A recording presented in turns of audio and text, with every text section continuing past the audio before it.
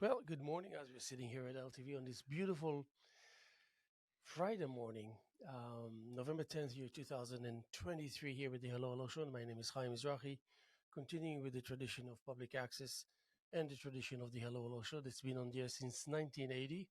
Of course, not to fail to mention the contribution by Fraser Dougherty, Francis Ann, and of course the likes of you out there to make it your business to enhance and fortify the concept of public access.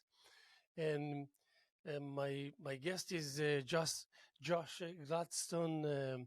Josh, I'm very happy to have you here this morning. Thank you, I'm And delighted to be here with you. considering that I don't know, know about you, is actually going to add to the substance and the meaningfulness of this interaction. I don't think there's a person who doesn't know who you are in this community, one way or another. Oh, Some more, some less, but yes. but those who know you, they know that your level of creativity is almost second to none. Oh, thank you for I that. mean, I'm sure That's you know that kind of yourself you to too. say. It's kind of you to say. Well, you're the guy with the paint on his Yeah, shoes. Those are yes, great and my sneakers. hands and And my your head hand, and right, my life right. and the walls and everywhere. But nothing more than I yearn to and looking forward to is to interact with people that are on such a high level of creativity and desire to engage and all that. I and first of all, I never had the chance to really welcome you to LTV and your contribution without even knowing the details. Here you go.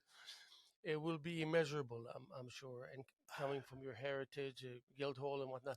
So first of all, thank you. Good morning, and how about a few Good words morning. about Josh from Josh Good himself? morning. Oh well, it's so nice to be here with you. I've seen your show through the years and watched LTV. I've been here in the community working regularly since the mid '90s, and so I'm kind of amazed that this is the first time that I've you and I have connected too. But it's been fun to see you around the halls here and to be around the halls here. Michael Clark, our captain, yay Michael, uh, Michael, who came on before the pandemic and has really had some exciting and dynamic growth, I think, at LTV. And you've been here a long time, so you maybe have seen it. I have seen it from afar, and then Michael bought me just in this last January as an associate producer with the idea that I would work as sort of an adjunct on the staff to help promote and produce a couple of shows, live performing art shows. And you being an In actor yourself also Yeah, adds to the equation. that's right. My first love and passion since I was a child was to be on the stage as an actor, and I've enjoyed it. And my training after college was very much in that field. Um, but but I morphed into a producer and a director, and part of that was Which having nowadays a is almost inevitable. yeah, I mean, there are actors who absolutely are working and have an agent and a manager and are auditioning and on television and film, and that's just not the way my life path went. I started making work for myself and for my friends, and as just a grassroots actor organizer doing outdoor Shakespeare after drama school and after some regional theater and just being a young actor. And that sort of stuck. We did Hampton Shakespeare Festival in Montauk for a number of years, co-founded with my cousin Dave Brandenburg, who lives in Amagansett. And and then from there, I met my wife in drama school at Circle in the Square. My wife, Kate Muth, but we got involved at the Shakespeare Festival back in those heady young 20s days and chasing each other around. And finally when we connected, we got quickly pregnant on our honeymoon, and that was a concern, like how am I going to raise a child being an itinerant actor, and the Shakespeare thing seemed like it was more substantial. I'll tell you how, by not asking how. By not asking how, Again, that I comes from an asked. expert. You have five. How do So you do that's it? that's the best way. It's just by not asking why, and then suddenly you realize after the fact, oh, I was so capable. You God bless. Well, I was terrified. I didn't know I could do, I I can didn't. relate. You can relate? Oh yeah, Yeah. oh How do yeah. it's like all of a sudden you have this layer as men, we have responsibility, right? And as To an take care actor, as also, it's more dramatic. I think a little bit to suddenly not have the space that you're accustomed to. Yeah, I think so. Not the freedom of like, okay, I have to provide for Yeah, and there's no guarantee of that.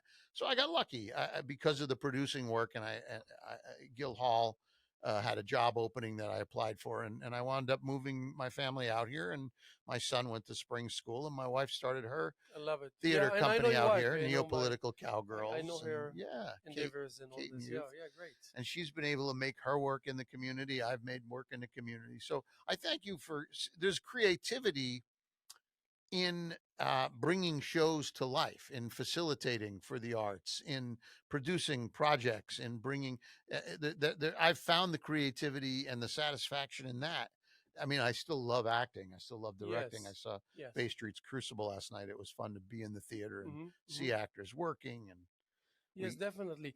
And you know the whole idea of public access, and it's interesting, even though it's so self-explanatory. You'd be surprised how many people are not really aware the extent of what this concept has to offer to a community. I mean, you can speak of freedom of speech, a stage to place your opinion and your mind, but you really don't know unless you enter that building and realize A, it's real, B, there's more to it than I would ever think, and C, people are actually nice and helpful and willing and whatnot. But I think with the person like you, it's almost natural that the public access aspect comes into the equation of the creative process. And you, as an actor and as a producer, and also becoming suddenly a member of that public access, it adds a dramatic Hmm. flavor to it, and also heightens the level of seriousness. I think in that sense. Well, thank you. I hope so. I mean, I think what Fraser created and what you've helped sustain and what Michael is doing, I think it's noble. I think it's, we are trying to provide a forum for everyone to be involved in the media arts. And that's, the LTV is run by a community board. It's not, it's not a lot of, I mean, the people are comfortable, but it's not like about a bastion of wealth creating a club for other wealth. This is really grassroots. This is really coming up from the Yes, community, yes, and anyone can participate. And I think that that is such a noble mission. And I think that what we have here at LTV is remarkable. All of these 5 studios. Here we yes. are in a podcast studio. Anybody could be here. You don't have your own equipment at home, but if you want to host a show, you could come here Oh yeah. and do a show.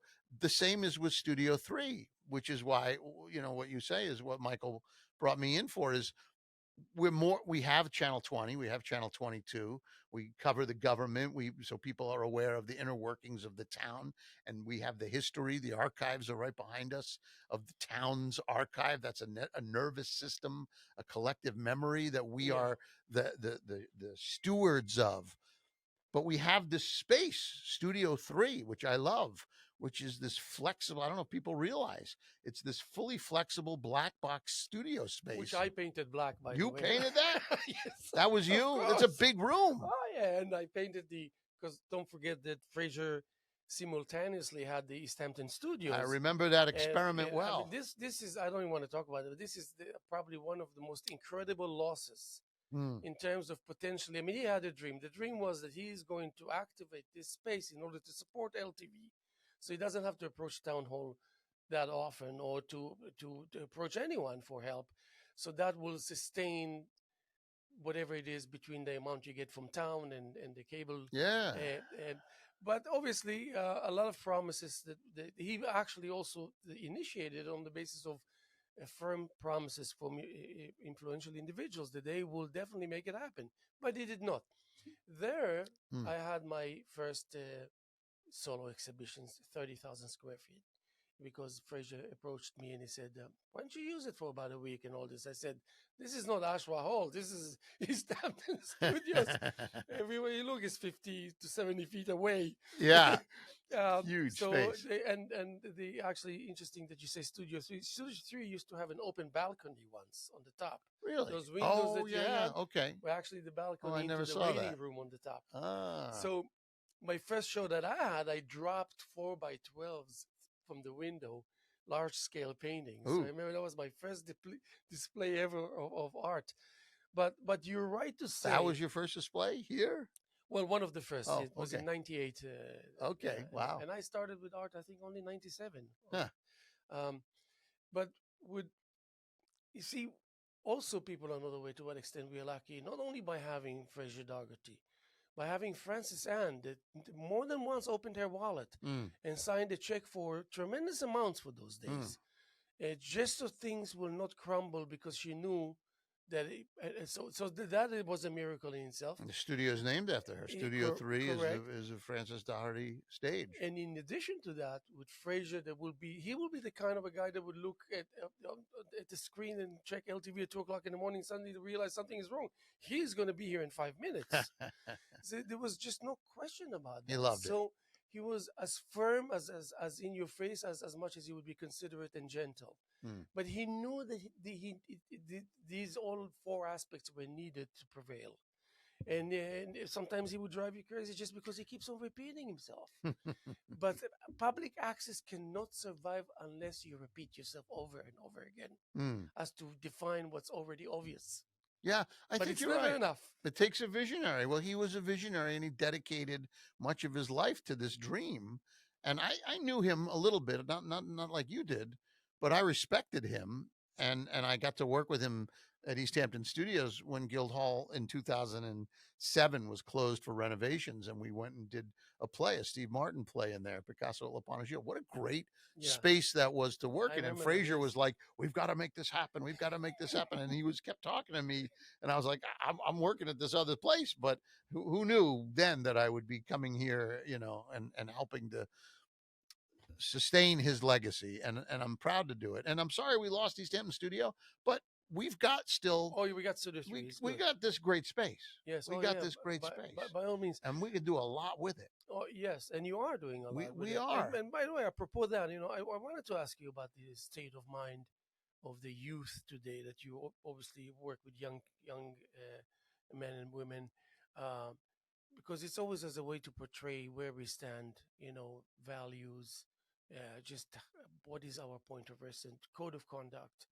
Where do you think the youth stand today? Because the days of glory of theater dwindled a little bit. You must agree with me. Well, the pandemic And but even almost before that, almost just wrecked the industry. I mean, because everyone can have access to create his own right. advanced display of either video or whatever.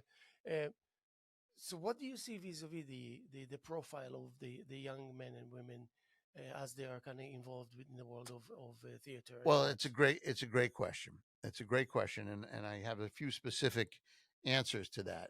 First of all, I will say that right here in LTV's staff at this moment, the people that Michael has put on this team, there's a lot of young energy and vitality coming right up from the crew, from people like Zach Minskoff and Jason Nauer and Hudson Wolk and Carlos Garcia, who just got hired, and Kai. There's a great team that's here, Jody, and they're young. These Oh are, yeah, I think, I'm kind of, I'm 55, and so I feel like I'm this, a senior mentor or something. There's all these young people here, and they all want to make work, and they are hungry to make work.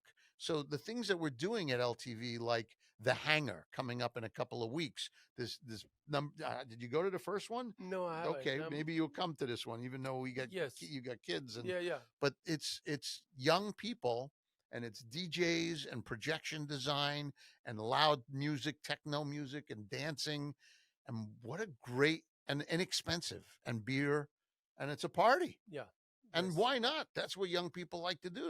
They want to dance, they want to socialize, and it's not all just on your phone, and it's not all just Instagram. It's we want to come together and now we're post pandemic, and LTV can be a place to do that. And I think that's new.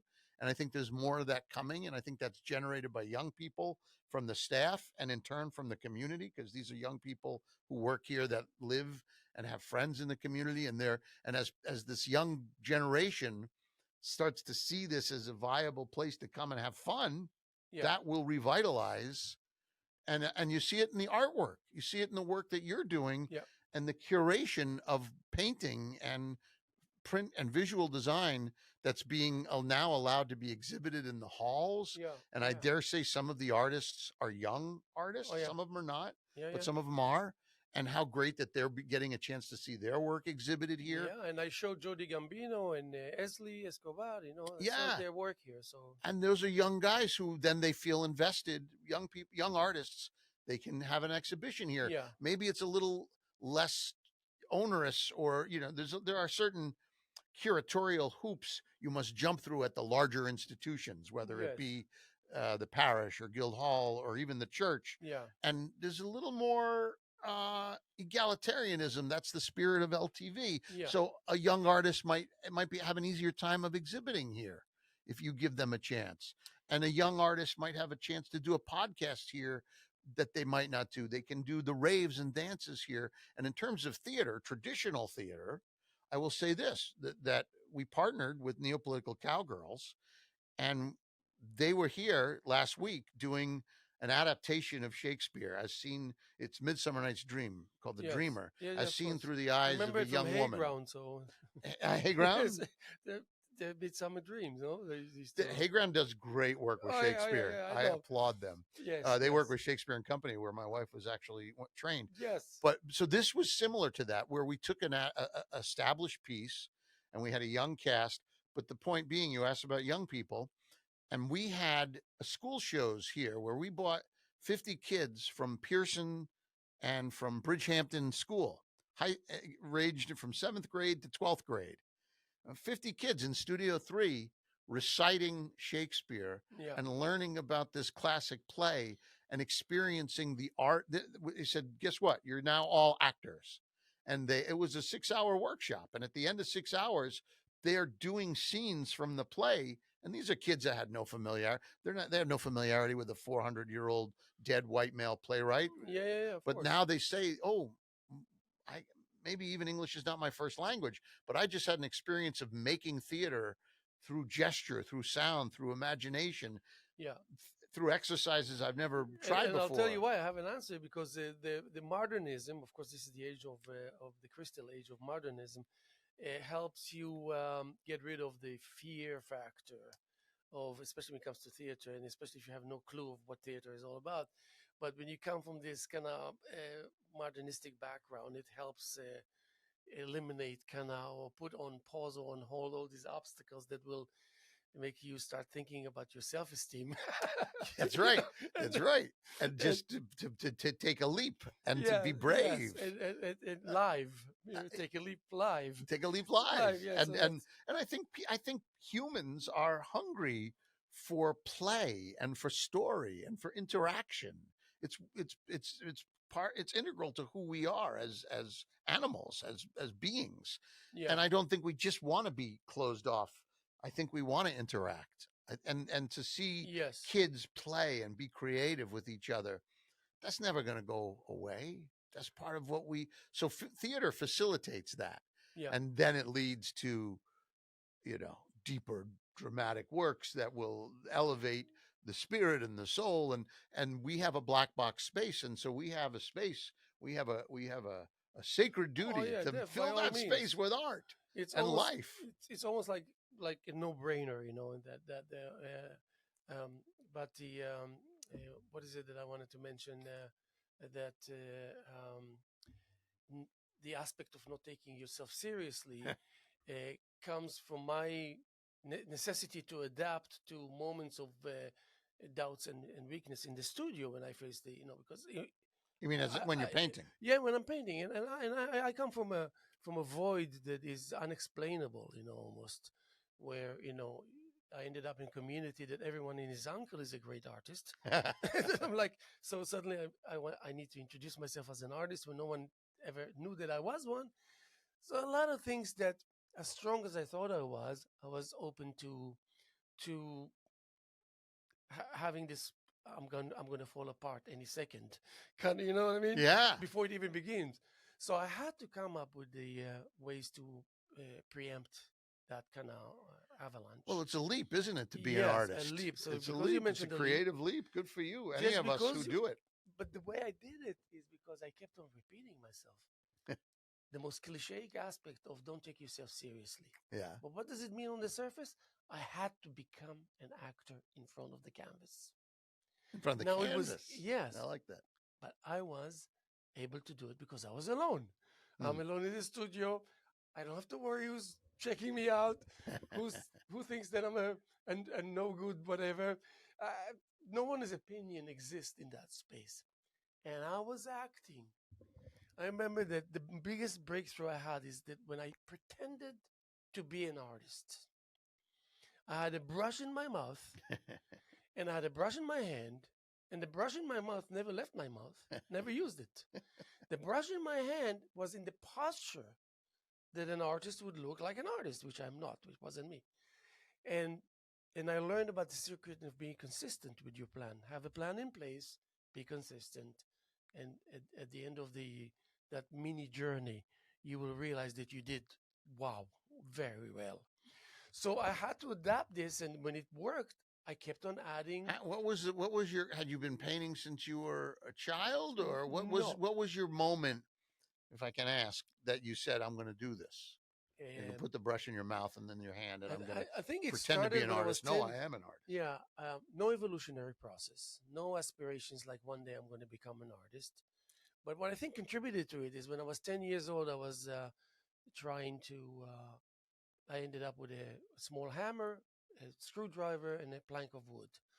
And I don't even know how I got to the point where I started carving. And my father was kind of going up and down, inside, in and out of the house. And it was very scarce instances that he was coherent Where was in this? Jerusalem. In Jerusalem. Yeah, so and he thought it was very peculiar, and he said, "Haim, what are you doing?" I said, "I don't know. I'm just kind of carving, this." And he said, "It looks awful." Oh, So he said, "It looks awful." I said, "Maybe I will have to agree with you. I don't know, but uh, but I'm not done anyway." So he went back and forth, doing his thing, and I'm realizing that while I was thinking about the implications of what just happened, I finished it. Whatever it was, the IT, I finished. yeah. Put it aside, and I didn't know that for the next 30 years I would have to find an opportunity to resolve this issue Huh. of, like, yeah, well, I'm strong, I can take it, of course. So he said it's ugly. Probably was right, but it ran deep.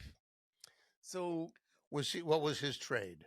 oh, he was a businessman. He was an artist in soul. He was a Renaissance man, He really, was. of the old era. Huh. And so I think he had the first glimpse of modernism with the like an impressionistic modernism. That's what he was. That thing, rare thing that never got the chance really to Huh. actualize it and realize who he could have been. But then forward about 30, 40 years later, I'm here in East Hampton, and I find myself, because I'm a house painter, this curiosity of how I can introduce my knowledge with tools and materials onto like a canvas, Hmm. which I tried, me, myself, and I. And my girlfriend then used to come from the city every week. And one day she said, "I really love what you're doing." Huh. And, and the weeks went by, and she said, "And I can't believe you're creating so much." Ha. And then the third time that she came, she said, "I think I'm going to get you a date at Ashwa Hall." I said, "To do what?" She said, "To show your work."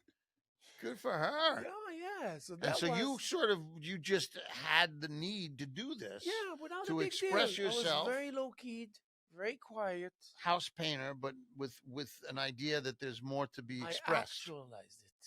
I literally put my plan together on the Did surface. your father ever get to see your painting? No, he passed away, Uh, unfortunately. I do have I do talk to him now and then and say, Yeah.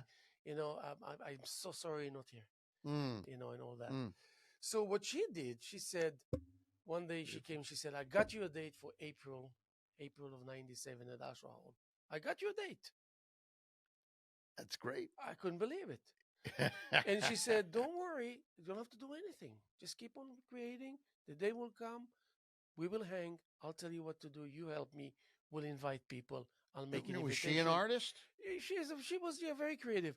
I'll make an Okay. invitation. We'll send it in to all your friends, and that's all there is to it. I love it. And so it happened. And she said, I know you're going to feel like vulnerable. I'll be there. I'll cover for you. I'll track people down, those who are interested in buying. I'll do everything. And indeed, she did. Wow. Every person that came to the opening at Ashra Hall asked me, which piece is yours? Which piece? Yeah, because they thought it's a group show. Yeah. Because they couldn't even fathom that they never heard that I'm an artist. So, and then, then it just took off from there. I love it. Did you sell a couple? Oh, I sold. Oh, okay. Everyone that wanted to buy, say, I want to buy this piece, I would say, are you sure? It was like, so speaking of making Not money, that it's necessarily about making money, but yeah, there's no. But speaking of what you said, yeah, about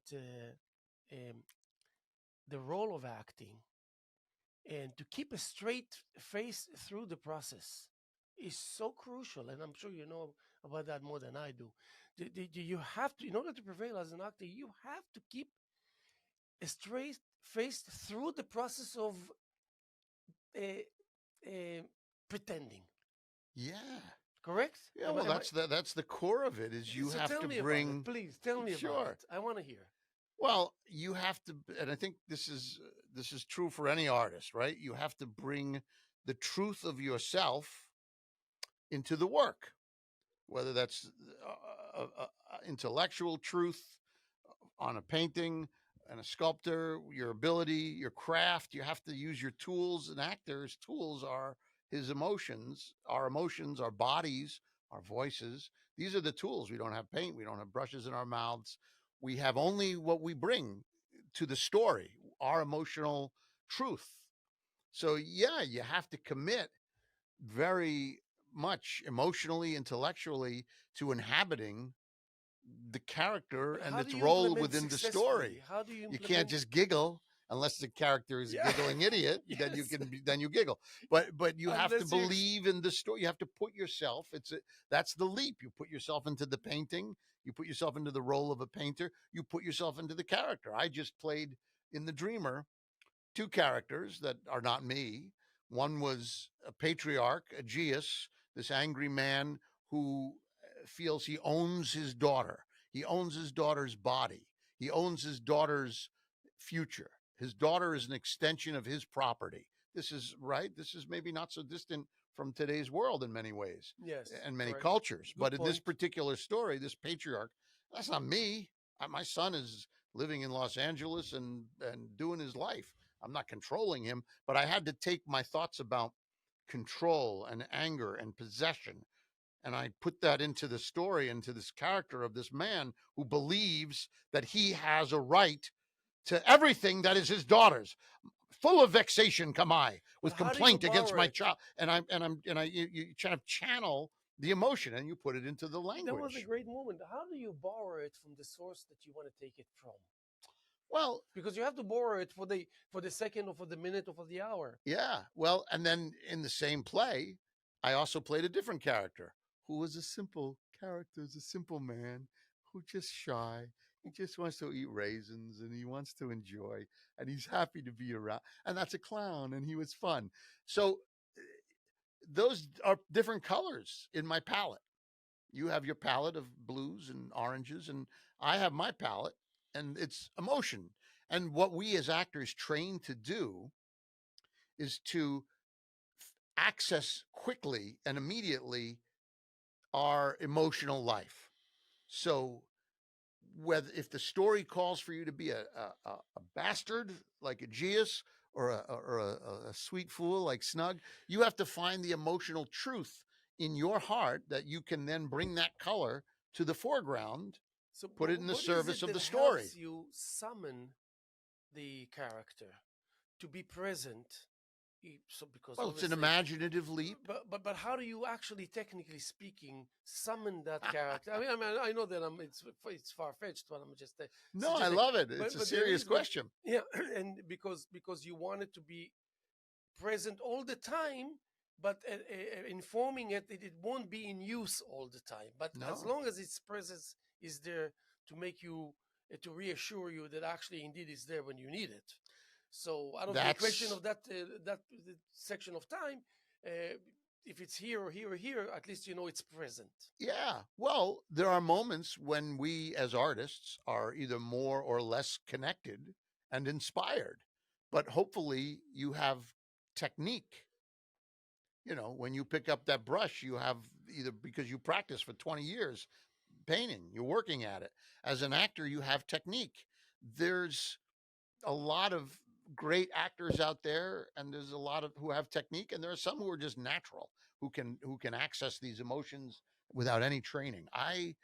Uh I had training, and there's a lot of different kinds of training, whether it's the method or Yes, Stanislavski, yes, or yes. you I'm hear aware. about these, but these are actual Does any of it Meisner. stand in your way sometimes? Well, I don't act You know enough. the I nature of this. stand in my way. I stand in my way Well, because I don't do what I love enough. You as a painter because you can have so much pick available up by and way of a basket of ingredients that does it stand potentially in your way sometimes? uh well, what do you mean? Like there's too many emotions to draw Yeah, from, or or too many points of references that I just well, acting is collaborative. So if you're drawing too, that's the thing. You as a painter can go in the studio and pick up your brush and paint. Me as an actor, I could just go and stand in front of a mirror and act, but that's no. I need an audience, and I need other actors to respond and listen to, so that we're telling a story collaboratively. And the director, if you're doing too much, if you're hitting a note too hard, like a musician, if you're playing something too loudly that it's not believable, hopefully you're also working with a director who has a command of the story, and then understands how all the characters come together to tell the story. And hopefully, if your director is smart and has a good eye and a good ear, can make a comment to you, the actor, and say, you know what, Chaim, you're hitting this moment with so much anger, but take a second here and think about calming down, and think about breathing, and think about how this guy might feel in another situation, and try it good. this Yeah, way. I'm just yeah, I understand. And Yeah, so a director will help you, guide you through the storytelling, and hopefully a good director is a collaborator that brings out in an actor the new colors that the actor didn't even realize, or new ways to think about the story that the actor may not have ever considered. And that's why great directors are great directors, yeah. and great actors and great directors want to work together all the time, because they feed each other. The director's ideas fuel the actor's energy, and Yes, creates an yes. environment that is safe And by the way, and exciting. I have to correct, not correct Yes. slash inform you that, Okay. by the way, in the studio, um, you're never alone. Obviously, I mean, any artist that did not hear voices and felt as if there's someone else in the room did not get to a point where they can really seriously start creating. That I can tell you with 100% certainty. What voices? I um, um, heard stories about the resistance of the surface. You stare at a blank canvas, and then when you try to engage, there's some kind of a resistance. There's something that's trying to prevent you from commencing. And of course, I couldn't relate to it, because how can I relate to something like this? That's before I was becoming a painter, even. And then the day came, and then I was in the studio, and I did hear voices, and I did feel like someone is like, like things like that. And lucky for me that people shared with me in the past so much about this that I was ready for it. My system was ready for it. I didn't freak out. So I realized that if I Internal acknowledge it, voices, like no, no, your energy. no definition, but the internal, but and then I realized acknowledging it, making it go away. Like, Okay, you made your point. I hear you here. Okay. Oh, this is like a spiritual thing. It- Like it- you're it- hearing a muse, I, like you're hearing a specter, a I'm not voice. defining it. That's No? no, because if Okay. I define it, then I'm going into making that the issue. Yeah. This is just a thing. Okay. Okay, but it's substantial because it really affects the entire sturdiness of that skeleton, Yeah. or skeleton to be erected, obviously by the right moves by you, the initiator. But I realized acknowledging it makes it like you call its bluff, you blow its cover, Yeah. it's done. Okay. Does that fuel you? Do these voices fuel you No, in no, your work? I don't even give it. They don't have even enough time to get to that point. Ah. So I learned quickly enough that if I acknowledge them, okay, I acknowledge that I just heard noises. I hear it now. It's gone. Okay. Okay. I acknowledge that there might be an extra entity here that's moving other than me. It stops. It's gone. Because it was so swift and so early in the process, for me, it went away. Other artists, I still have conversations with them. The voices linger. Yeah. The motion, in addition to your own, lingers longer. Interesting. And it doesn't always work for their benefit, and all this. But saying that, Yeah. I sometimes do exactly the opposite. What do? I call the voices to come back because I need them. Yeah. Because I assume that if they come from that reality, that immediate space that where I'm going to be creating for the rest of my life, then of course they know something that I don't know, that's for sure. Obviously, they're there for a good reason. They can help me. Okay, how about if I summon them to come back and say, listen, I need your help. And I won't even have to say what kind of help I need because it will be known what I need. Channeling some level of connection to, well, artists dance a thin line between madness, between spirituality. These are all, the creative spirit. How much of that is subconscious? How much of that is from beyond? Are you drawing inspiration from beyond? There's a mystery to it, isn't there? Don't you ever experience that actually the character you just mentioned is not you completely and suddenly it's you? Don't you sometimes feel like channeling? That character gets out of itself? That means you. Second layer, the character that you adopt. Third is the character itself that goes out of itself in order to whisper in your ear, "You're doing fine" or whatever. Communicate with you. So this is like a trio. This is like a triola. 1, 2, 3, ta ta ta ta ta ta ta ta, like a drummer almost. That's interesting. And sometimes maybe it happens and you're not aware of it. And later, if you give it a few moments of thoughts, you would realize, wow, I realized this took place. Maybe next time I'll pay attention or something like that. But the equation is not ending just because something clicks so well. It's like a possession is what you're saying. Yes. Like you are possessed by these voices, by this art, by the spirit that makes the art. But the in the characters same token, exist. Yeah. It's not dominant. It's not something that takes you're over. channeling it. Yeah. It's just something that is at your disposal to be used. That's a mystery, and it's interesting, and it's evocative. I mean, just to riff on that, like it makes you like the character of Aegeus that Shakespeare wrote on the page is not real, never had a real life, except that for hundreds of years, that character has been spoken by thousands of actors, have summoned this character, this spirit off the page and given life to it. Maybe in some way that's what he meant and what he really expected from you to do. Yeah, still no one knows. Maybe it's an entity that we don't. Right. That's a curious thought. Yes. It's interesting. Yeah. As artists, as actors, we're encouraged to think it's coming from within us. But maybe it is coming in some way from without us.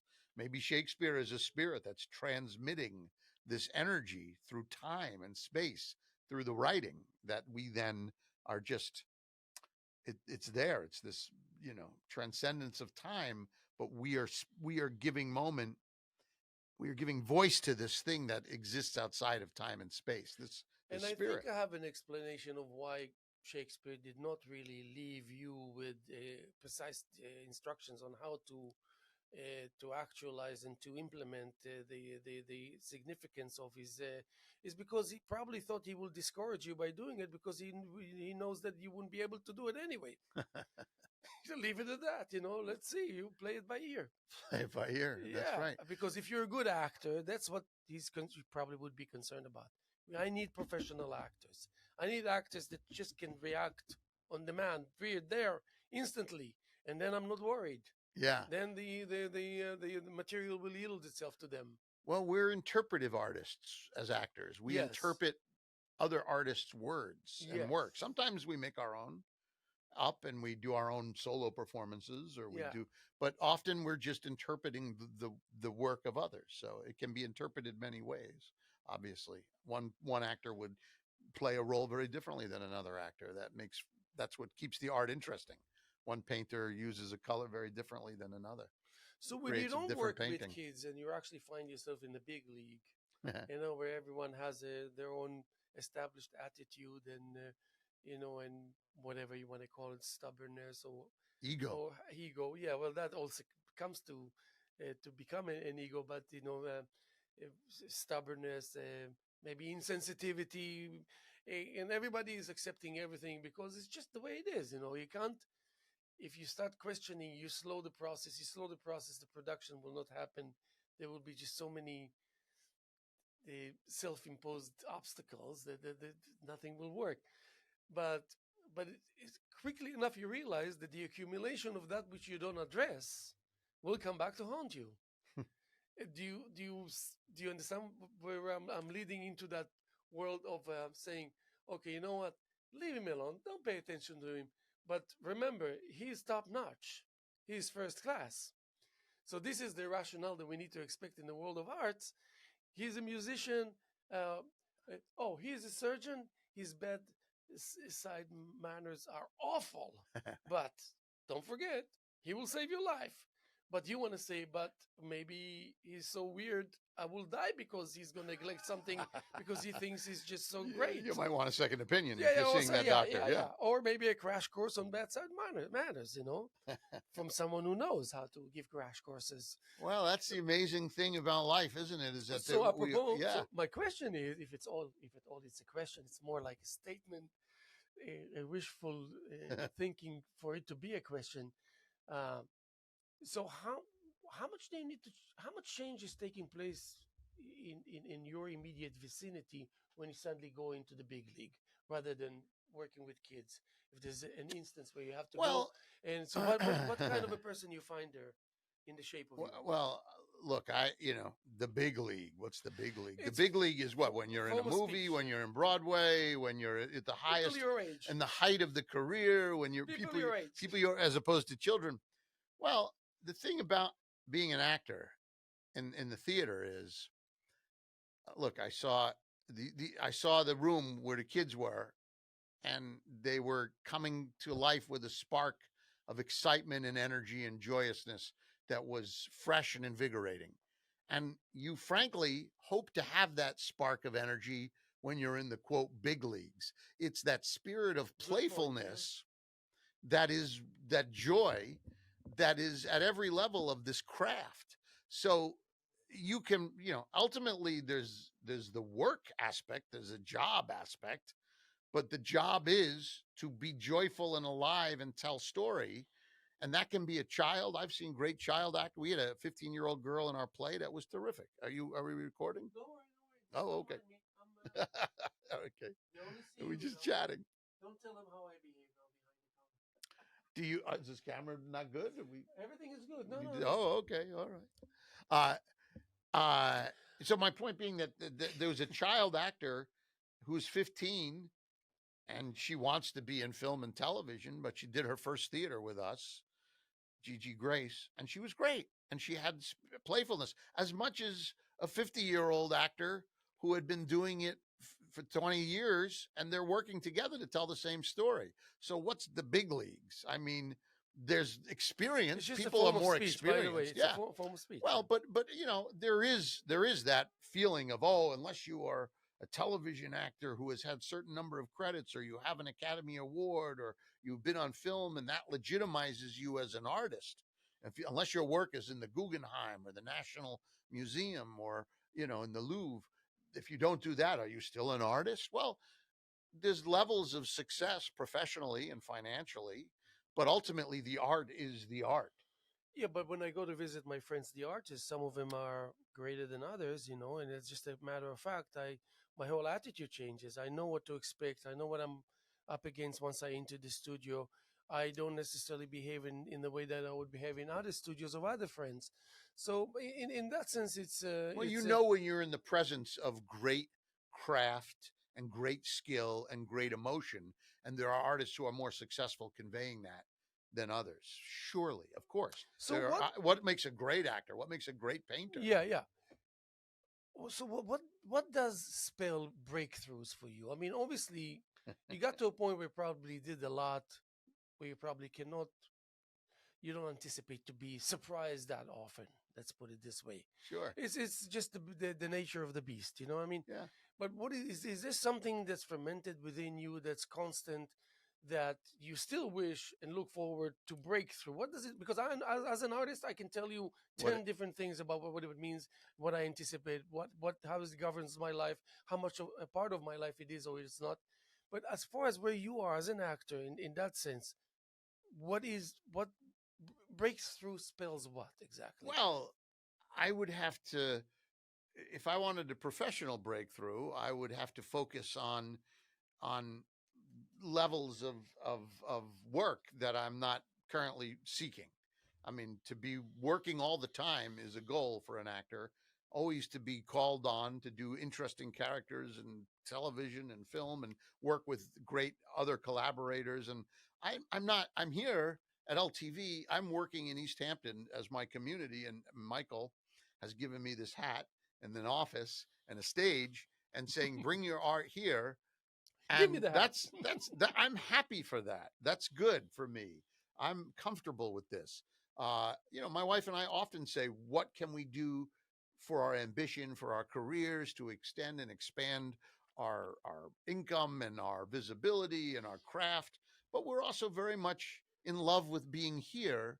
And so we're blooming where we've been planted. We're making our art in this community. And sometimes we make great art and we have a great moment, and other times we just toil at it.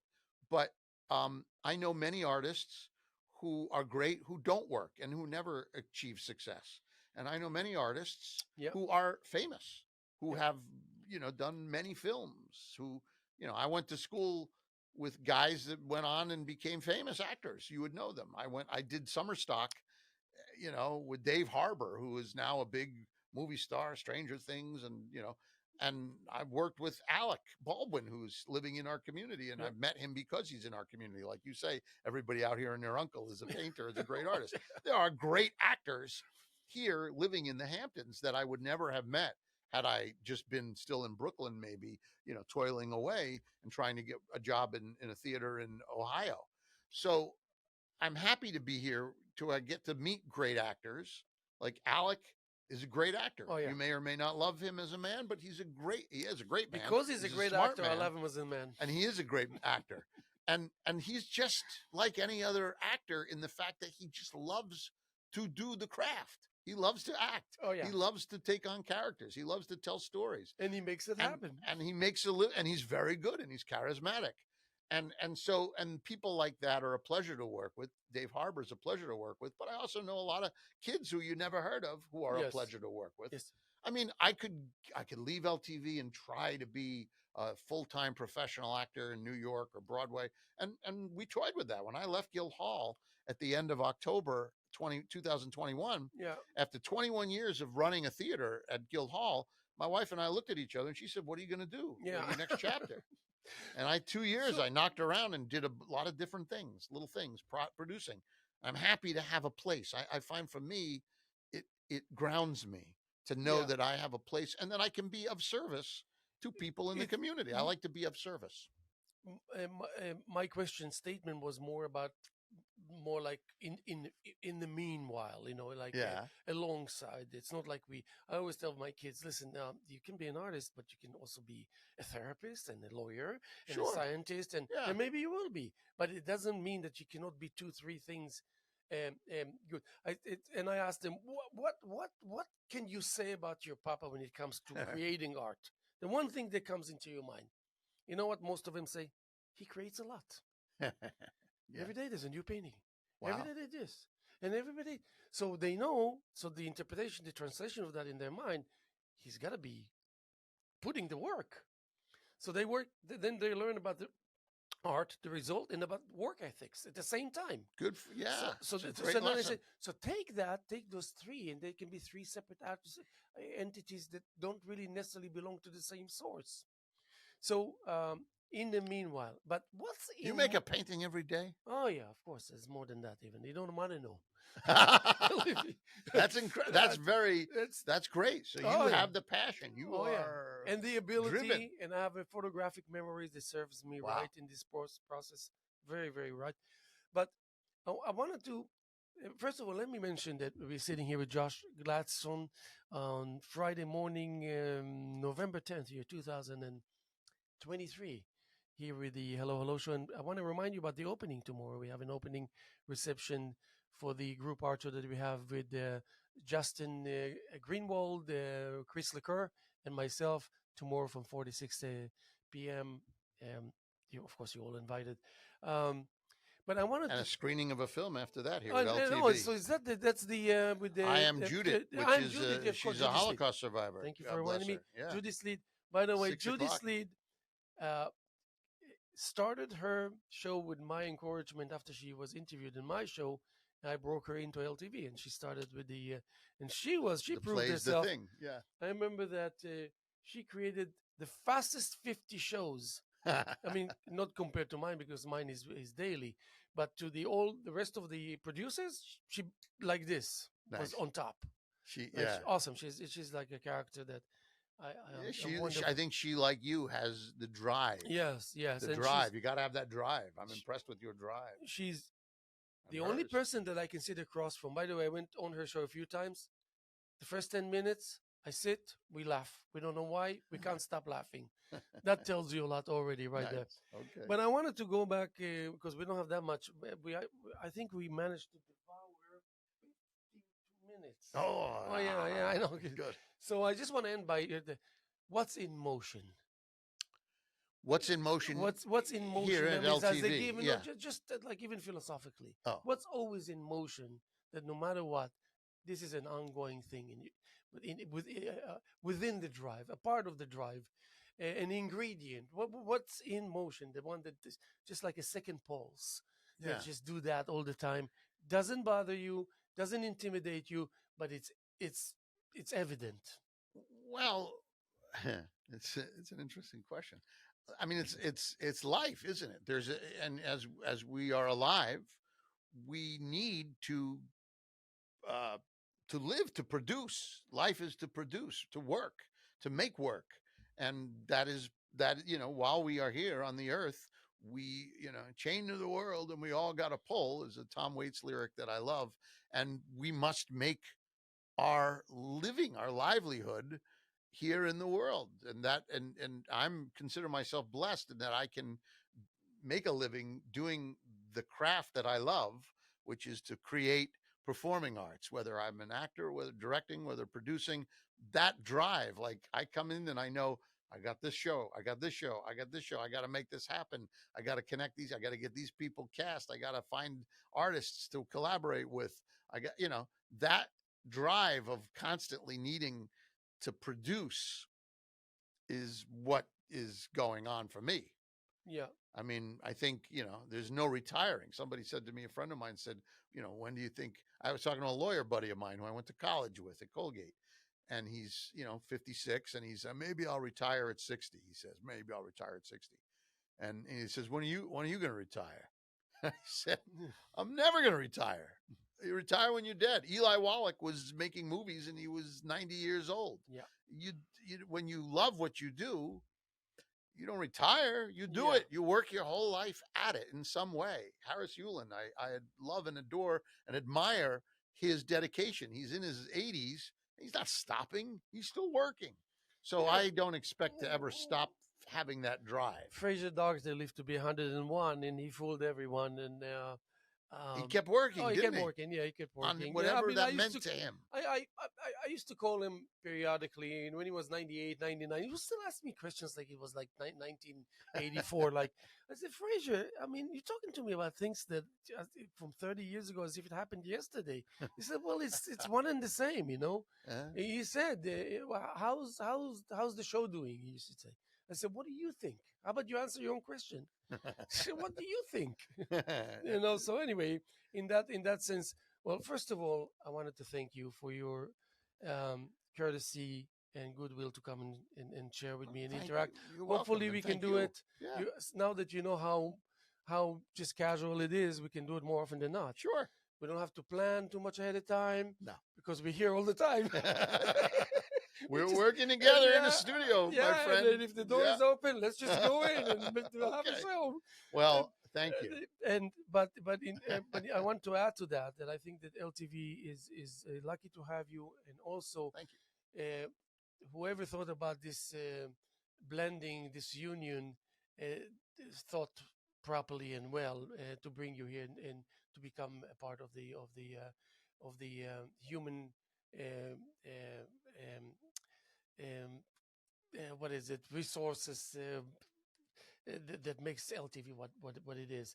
So I cannot think about anything but positive that comes out of this equation. Even though I'm not aware of the details, I don't even need to know. Well, you'll come to the For shows and yeah, you'll yeah, see them. sure, sure, You'll sure. see what we're doing. I know all of the things that you don't that I know. It's it's impressive as is. But let me just say, we're going to be here tomorrow as much as we were here yesterday, and as much as we were here this morning, Friday, November 10th, year 2023. And keep up the good spirits. And don't forget the opening here tomorrow, Saturday, 46. And I'm going to give you the last word. Well, and stick around after the opening and come to the film screening too. Mm-hmm. We got a lot going on at Anything in the LTV. immediate future that you want to talk about? Just mention real quick. I think we're going to have a very exciting year in the year 2024, making stuff happen here that will be a thrill to be a part of. Good, and we're looking forward to that.